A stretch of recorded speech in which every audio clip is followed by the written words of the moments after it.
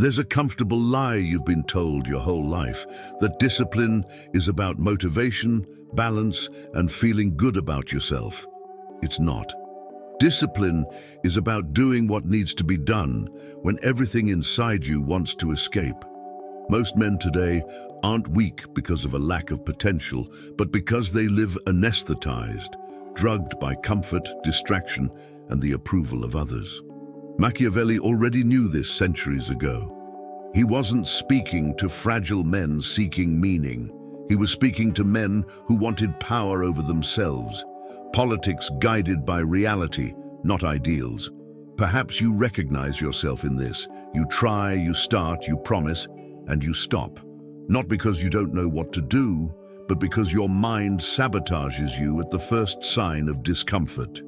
Emotions rule. Exhaustion decides. External opinions weigh too heavily. And while you explain, feel, and hesitate, others move forward in silence. The world doesn't respect intention, it respects execution. The end justifies the means when the goal is to escape emotional mediocrity and take complete control of your own life. In this video, there's no cheap motivation or pretty phrases.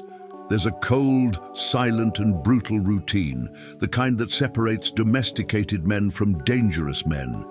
If you apply what follows, you'll lose things: comfort, validation, the wrong company. But you'll gain something rare: inner sovereignty. The question isn't whether it works. The question is whether you can handle becoming someone the world can no longer manipulate. If something inside you awakened while listening, don't ignore that feeling. This channel isn't about videos. It's about memories. Remember who you were before the fear, before the exhaustion, before the silence. Each new video here is a different reflection of your own soul, an invitation to understand what the world never taught you. The power you seek outside has always been within you. If you feel that this journey speaks to what lives silently within you, sign up now, not to follow yet another creator, but to reconnect with something the world tried to make you forget. Because here, every word was made to heal, each reflection to awaken, and each video serves as a reminder you are not alone on the path back to yourself. Click on subscribe and turn the algorithm into a daily reminder of who you really are. Discipline, contrary to what is often portrayed, is not a cute habit of colorful planners or a sequence of productive mornings posted on social media. Discipline is a conscious act of violence against one's own weakness, a direct confrontation with that inner part that always asks for more comfort, more excuses, and less responsibility. Machiavelli already understood this when he spoke of decisions based on real human nature, not on pretty ideals. The disciplined man does not negotiate with tiredness, does not debate with laziness, and does not ask permission from emotions. He understands that in the real game of life, politics guided by reality, not by ideals, victory goes to those who act even when everything inside them demands retreat. This is where the end justifies the means, not as gratuitous cruelty, but as strategic survival. While most seek the will to act, he acts to, only afterward, feel pride. And this simple shift in logic already separates ordinary men from dangerous men. True discipline involves the ability to bury momentary emotions without suppressing them, but also without obeying them. Sadness, boredom, frustration, and even fear continue to exist. They just cease to be in control. It's like an experienced general dealing with the weather. He knows it's going to rain, but he doesn't call off the war because of it. This is the essence of virtue facing fortune, acting despite the circumstances, not because of them. The man who develops this posture begins to cause discomfort in his environment. People become nervous around him because they perceive something they can't name. He doesn't react as expected. He doesn't over-explain, doesn't seek approval, doesn't ask for applause. He practices the appearance of virtue when necessary, but doesn't confuse image with essence. And the firmer he becomes, the clearer it becomes that discipline is not self-indulgence, it's respect for one's own future. When a man learns to master his own mind, he becomes structurally unbreakable by external factors. Criticism doesn't disorganize him, praise doesn't soften him, crises don't paralyze him. He understood early on that being better feared than loved begins within, in the governance of oneself. It's not about tyranny over others, but about internal sovereignty, one's own loyal armies operating in the mind, obeying clear orders. This is why disciplined men walk calmly through chaotic environments and make cool decisions when everyone else panics.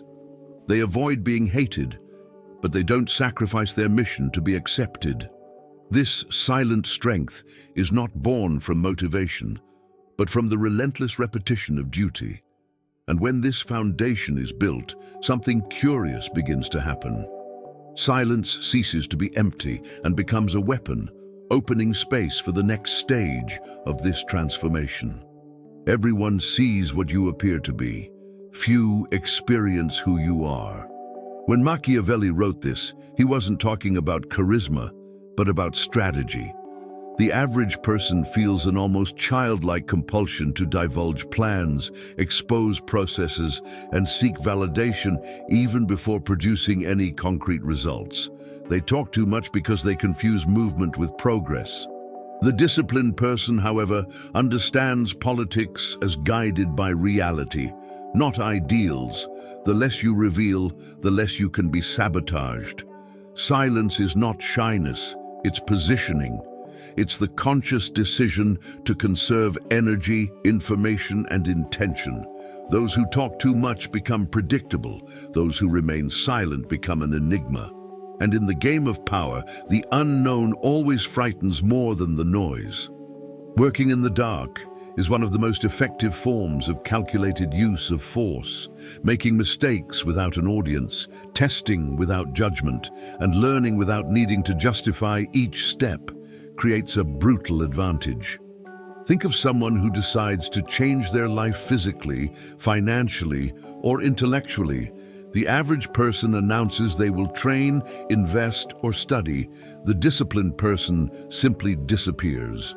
6 months without announcements, without explanations, without motivational posts.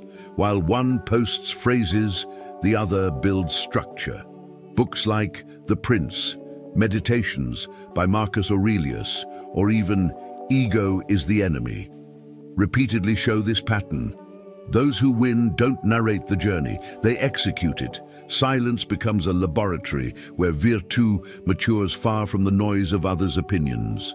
There's a golden rule here that almost no one accepts. Stop explaining yourself. Excessive explanation is the language of the victim. Those who over-explain try to be understood. Those who are solid don't need that. Results speak a universal language and require no translation. The most dangerous man in a room is not the one who dominates the dialogue, but the one who listens, observes, and retains information. He avoids being hated, not because he justifies himself, but because he doesn't expose himself unnecessarily. When he finally acts, he has already built his own loyal armies within himself, focus, patience, and self-control. And it's curious how, after mastering external silence, something begins to happen internally. Emotions still appear, but they no longer command, preparing the ground for a more refined type of discipline. The disciplined man is not the one who feels less, but the one who feels everything and yet does not succumb. Pain, boredom, sadness, frustration, none of that disappears. The difference is that these emotions cease to occupy the throne. Here enters one of the decisions based on true human nature. Emotion is fleeting, duty is structural. Machiavelli would never trust passion or motivation, because both obey the mood of the day. The man who understands this learns early that the end justifies the means when the goal is inner freedom. He acts even without the will, trains even when tired, studies even when bored, not because he likes it, but because he decided to. And a decision, when sustained, transforms into identity.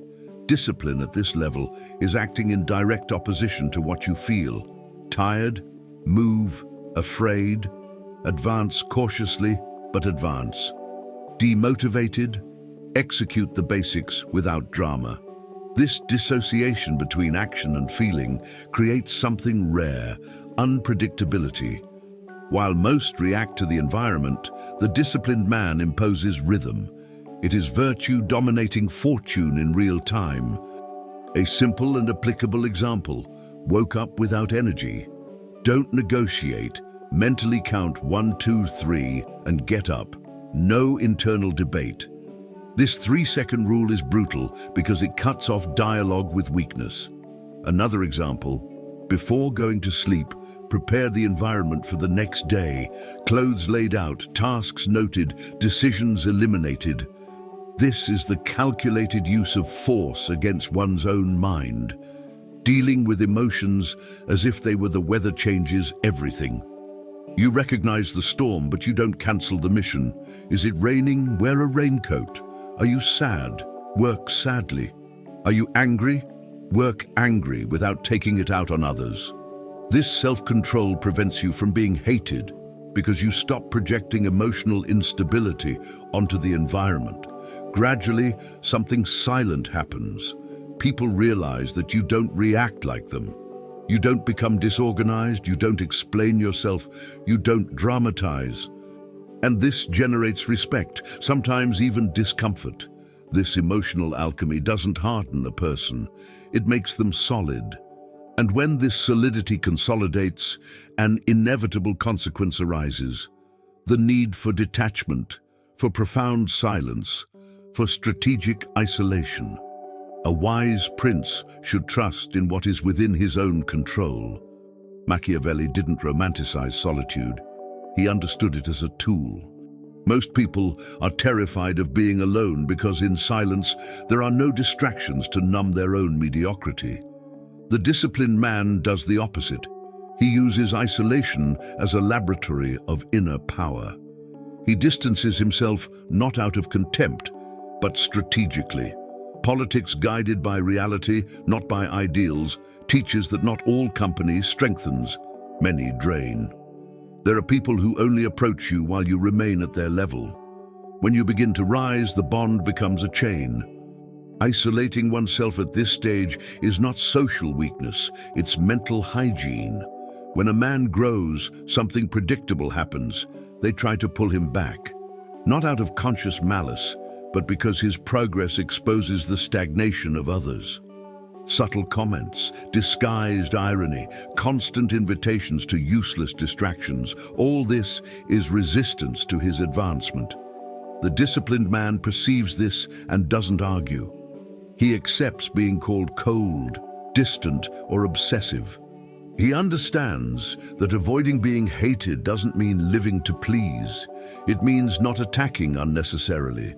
He chooses periods of total withdrawal, monk-like mode, where the focus is on deep work. Reading deep work, studying a high-value skill, training in silence, organizing finances, planning moves. His own loyal armies are built away from the crowd. There's a curious paradox here. The man comfortable alone becomes the man everyone wants to be around. Not because he begs for attention, but because he exudes autonomy. He doesn't need it, he chooses it. Solitude teaches him not to negotiate principles for company, nor discipline for acceptance. This inner mastery generates a silent, almost magnetic presence. Better to be feared than loved begins to make sense when you realize that respect is born from emotional independence. Well-used isolation doesn't harden the heart, it stabilizes it.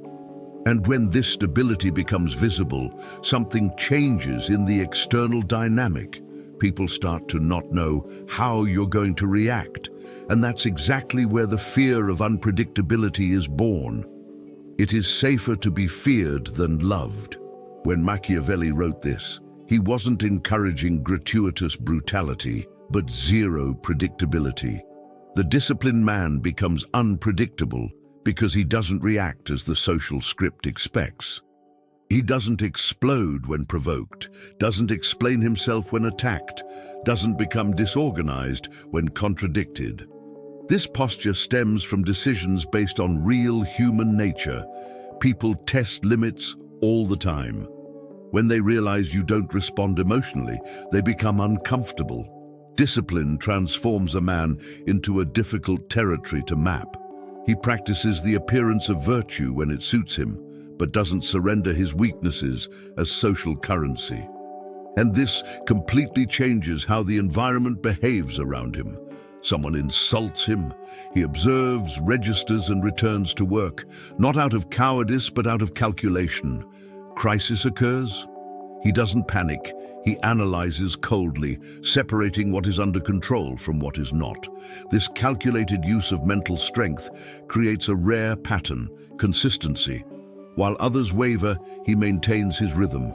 It is virtue facing fortuna without drama. Think of simple and applicable examples: a work argument, an indirect attack, a public provocation. The average person reacts to soothe their ego. The disciplined person reacts only if there is a strategic advantage.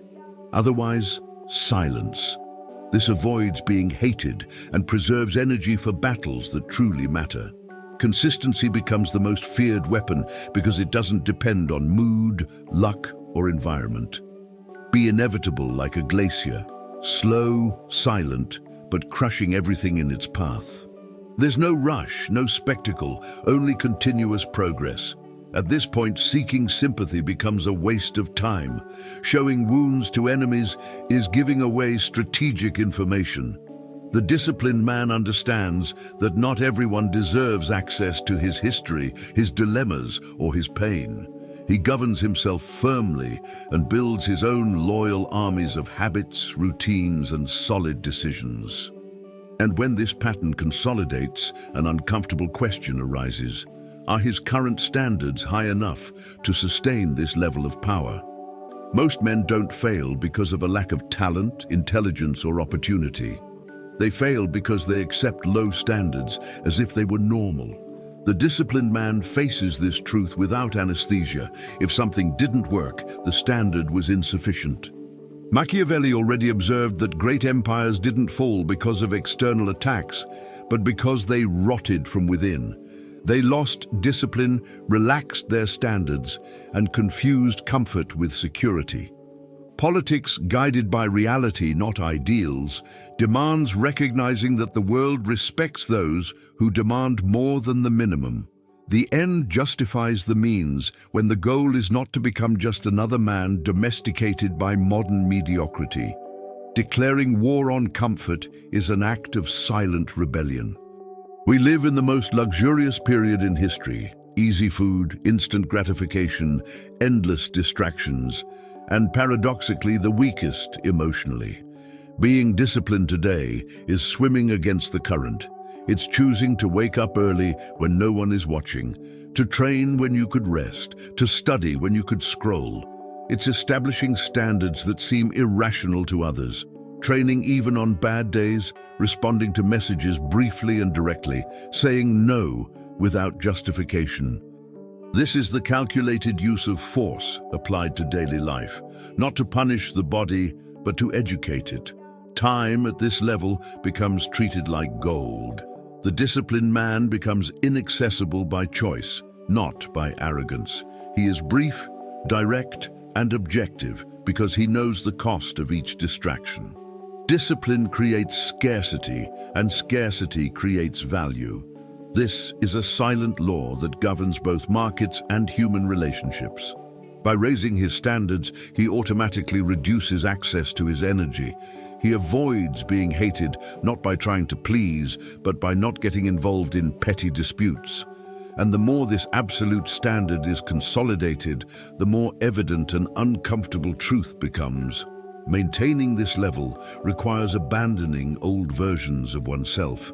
To become the man who silences a room upon entering, it's inevitable to kill who you used to be. This isn't a gentle metaphor, it's a real process. Machiavelli was direct. There is no way to avoid war, only to postpone it. And this war isn't external. It's against your past self. The one who procrastinated, who over-explained, who sought approval and confused comfort with happiness. Politics guided by reality, not ideals, demands accepting that evolution exacts a psychological price. The end justifies the means when the goal is to stop being governed by old versions of yourself. Here, discipline is no longer effort, it's identity and transition. At this stage, losses are inevitable. Friends drift away, relationships cool, people interpret your change as arrogance or coldness. This is the tax of greatness. The disciplined man understands this without drama. He avoids being hated but doesn't sacrifice his path to be understood. Better to be feared than loved makes sense again when you realize that love conditioned on your stagnation was never love. This phase demands calculated use of emotional strength, not reacting to accusations, not trying to justify yourself, not begging for understanding. Your own loyal armies are reinforced here: routine, strong body, clear mind, firm decisions. On the other side of this symbolic death, something is reborn, a leaner, faster, more ruthless version, not in a cruel sense, but in a precise sense. Power over oneself becomes majesty, not tyranny over others. It is absolute inner governance. The man who conquers himself becomes unreachable by emotional blackmail, social fear, or external pressure. He practices the appearance of virtue when necessary, but his strength comes from within.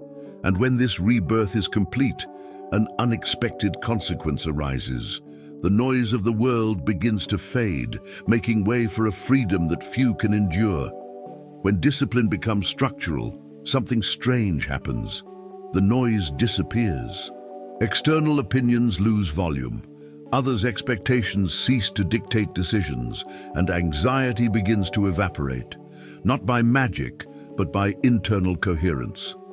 The disciplined man stops lying to himself, and this brutal honesty creates peace.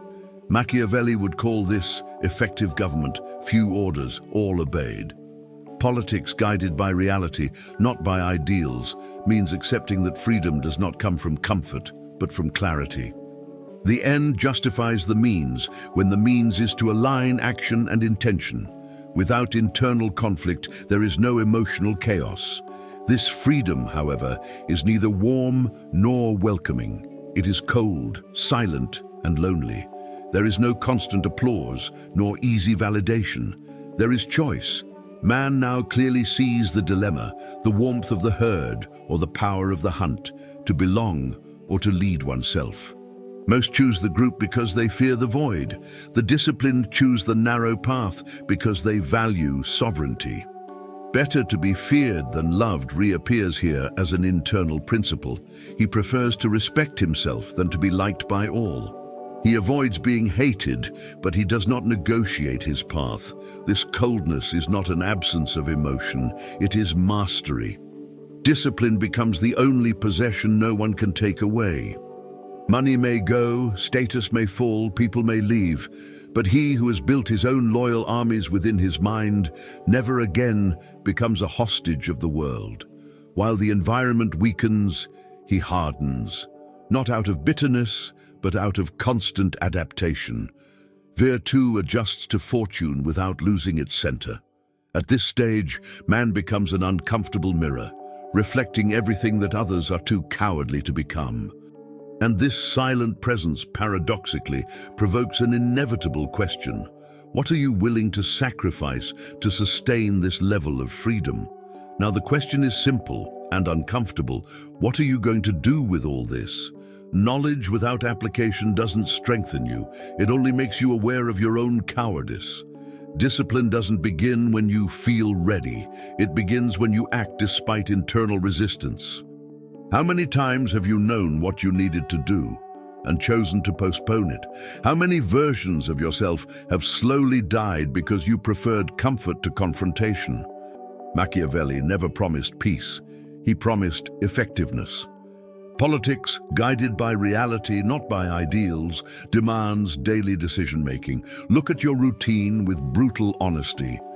Where are you deceiving yourself? Where are you over-negotiating with yourself?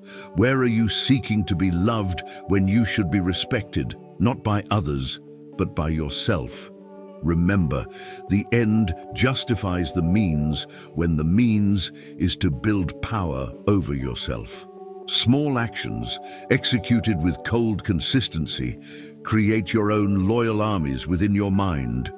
Train when you don't want to. Be silent when you want to explain.